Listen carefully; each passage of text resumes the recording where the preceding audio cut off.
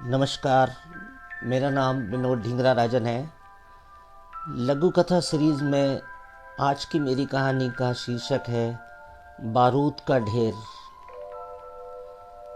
घर में आज 3 दिन हो गए चूल्हा नहीं जला था। रमेश हर जगह भटकता रहा नौकरी की तलाश में।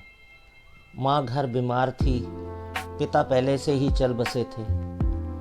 रमेश कभी कभी माँ पर गुस्सा भी खा जाता था कि तूने अगर थोड़ा बहुत भी पढ़ाया लिखाया होता तो ये हालत ना होती। लेकिन माँ मजबूर थी, गरीबी की हालत में बेटे को पढ़ा ना सकी। तभी रमेश का एक मित्र मिला। रमेश ने अपनी हालत बताई तो राजी हो गया काम दिलाने के लिए। दिवाली आने वाली थी। एक पटाखे बनाने वाली कंपनी में उसका मित्र काम करता था। आजकल उसने छोड़ दिया था। कहता था मेरी माँ कहती है खतरनाक काम है, अगर तू करना चाहता है तो कर ले, पैसा बहुत अच्छा मिलता है। रमेश मजबूर था।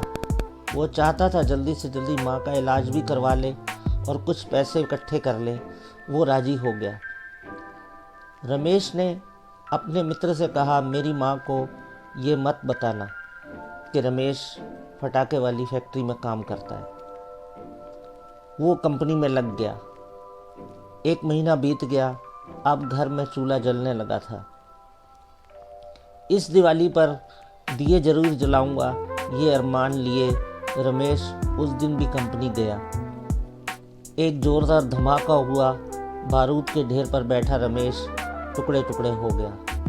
पटाखे की कंपनी की तरफ से रमेश की माँ को मुआवजा मिला, लेकिन एक माँ सिर्फ एक अदद दिया जला सकी, वो भी अपनी बेटे की लाश के पास।